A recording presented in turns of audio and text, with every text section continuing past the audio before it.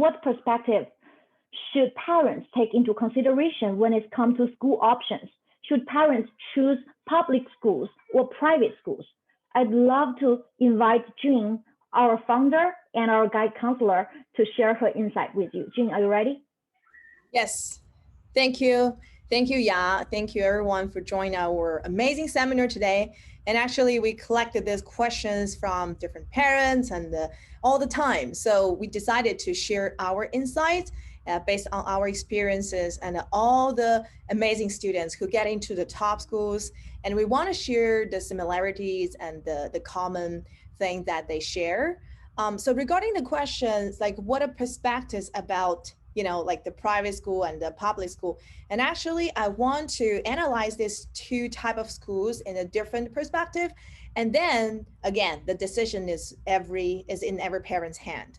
So public school, the first image or impression, people think, oh, public school, not like charging a lot of money. So they may not have good teachers, they may not have like good facilities. Well, partly true. Yeah, partly true. However, if a teacher is really, really dedicated or they really love kids or love education, usually you can see them in public school instead of private school. And also, if you want to become a public school teacher, you need to get tons of certificate in order to get into the school to teach. So in this situation, I would say public school teacher this is more like a selective, and also every teacher, they need to have like a teaching certificate, or they need to qualify a certain standard in order to become a teacher. On the other hand, so private school, actually, they have money. Yes, they can hire like very expensive teacher, great teachers, but the standard is not like as strict as public school. So because the pay is very well, so you never know it. The teachers really love the education, or they just because the pay is well. So this is something I know is a little bit like ironical, but that's the situation. You really see like, I really see many great teachers in public school. They love education, but at the same time, they struggle with like low pay, with like not really good, like the benefit. At the same time, for private school, and I see like the teachers, they are great as well, but they are just not like having many like a certificate, like the public schools. This is one thing you want to consider. The other thing is about the diversity. So I know many of the parents, they would like to consider like school district, right? So you buy a house that's very expensive because they have a good school district.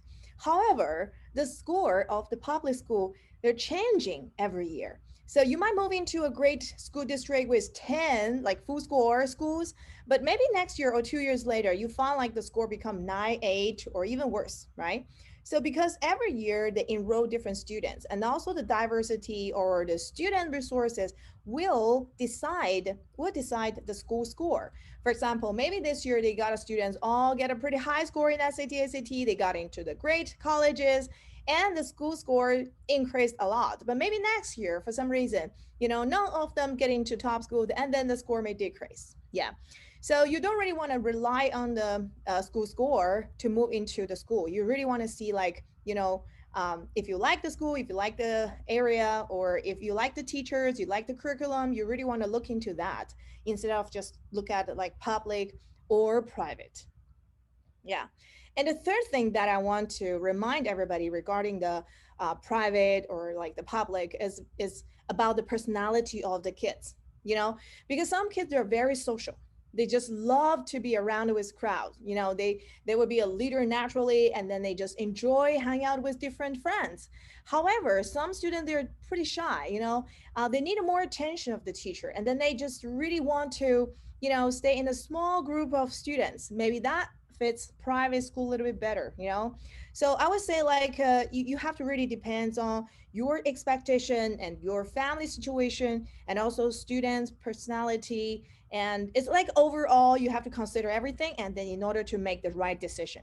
And of course, you always can change. For example, you can start from private school and then later in high school, and you can go to public school, or you can just get in public school, and later, if you feel like the kids are really, really advanced, and then you really want to move back to the private school in order to increase the competition level, right? So I usually students, parents, they ask me like, oh, which school, am I easier for my kids to stand out? That actually is a really good question. So I would say if you're in public school, you have a more students.